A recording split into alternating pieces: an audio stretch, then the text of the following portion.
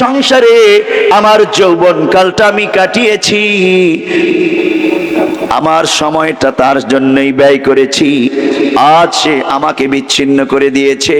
আয় আল্লাহ, আমার জন্য তুমি তোমার বিধান ফয়সালা হুকুম নাজিল করো। আল্লাহুম্মা আশকু ইলাইক। বারবার আকাশের দিকে তাকিয়ে ফরিয়াদ করতেছিলেন। আল্লাহ তাআলা জিবরাইলকে পাঠিয়ে দিলেন, সাথে সাথে জিবরাইল চলে আসে ওহী নিয়ে। সূরা মুজাদালা নাজিল হয়। قد سمع الله قول التي تجادلك في زوجها وتشتكي إلى الله والله يسمع تحاوركما। خود আল্লাহ তাআলা বলছেন, قد سمع الله قول التي تجادلك في زوجها। ওগো নবী, আল্লাহ তাআলা ওই মহিলার কথা শ্রবণ করে নিয়েছেন, যেই মহিলা তার স্বামীর ব্যাপারে আপনার সাথে বাদানুবাদ করছিল। দেখুন, আল্লাহ তাআলা শুরুই করেছেন এই মহিলার কথা, এই বান্দির কথা আল্লাহ তাআলা শ্রবণ করে নিয়েছে এবং তার পক্ষেই আল্লাহ তাআলা ফয়সালা নাজিল করেছে। সুবহানাল্লাহ।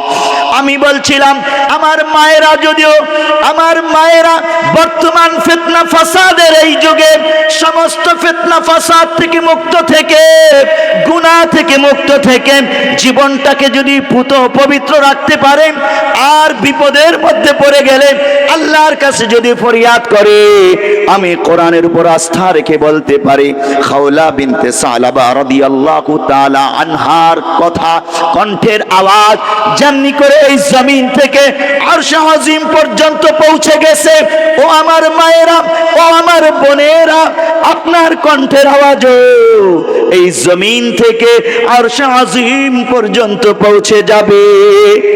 এই জন্য পুত পবিত্র জিন্দেগি গড়ে তোলা লাগবে। হযরত খাওলা বিনতে সালাবা যেই রকম ছিলেন, একদিন ওমর ইবনে খাত্তাব রাস্তা দিয়ে হেঁটে যাইতেছেন, এক বুড়ি ডাক দিলেন, ওমর এদিকে আসো। ওমর দৌড়ে যায়। তখন ওমর ইবনে খাত্তাব খলিফাতুল মুসলিমিন, যার ভয়ে অর্ধ পৃথিবী থরথর করে কাঁপে।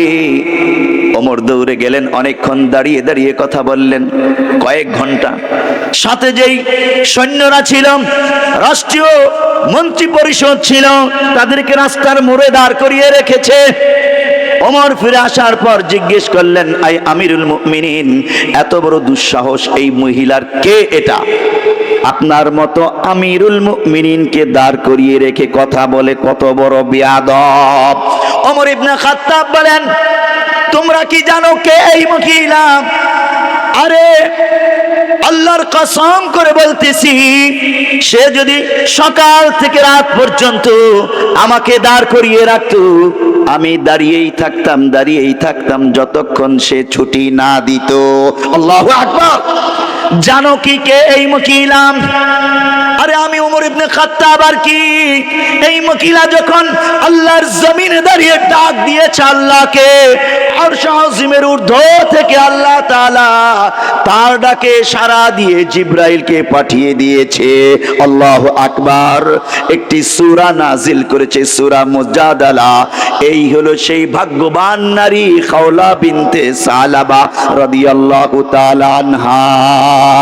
কত বড় ভাগ্যবান!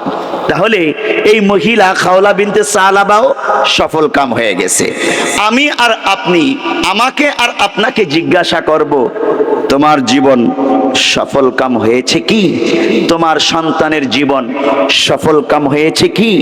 আল্লাহর নবী হাসরের ময়দানে তোমার পক্ষে এই বক্তব্য দিবেন কি, কদ আফলাহা হায়াতুক, তোমার হায়াত সফল কাম হয়েছে, তোমার জীবন সফল কাম, এটা বলবেন কি? কতটুকু প্রস্তুত করেছি আপনাকে আমাকে। দেখুন, সেই 5টা কর্মসূচি আল্লাহ রাব্বুল আলামিন বলছেন, একটা কর্মসূচির ইঙ্গিত দিয়ে ফেলেছি। মহান আল্লাহ বলছেন, মুহাম্মাদুর রাসূলুল্লাহ ওয়াল্লাযীনা معه أشداء على الكفار رحماء بينهم মুহাম্মদ আল্লাহ তাআলা কোরআনুল কারীমে মোট 4 জায়গায় সরাসরি আমাদের নবীর নাম মুহাম্মদ নাম ধরে রেখেছেন, সরাসরি মুহাম্মদ শব্দ উল্লেখ করেছেন। তার মধ্যে এই সূরা ফাতাহ এর 29 নম্বর আয়াত, মুহাম্মাদুর রাসূলুল্লাহ। জিজ্ঞাসা, কেন আল্লাহ তাআলা এখানে মুহাম্মদ শব্দটা উল্লেখ করলেন?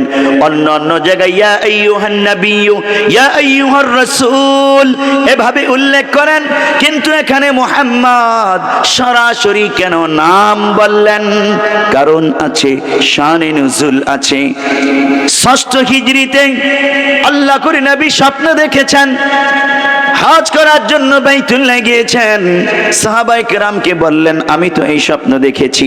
সাহাবীরা বলল, ইয়া রাসূলুল্লাহ, আমরাও আপনার সাথে যাব উমরা হজ করার জন্য, প্রস্তুতি নিন।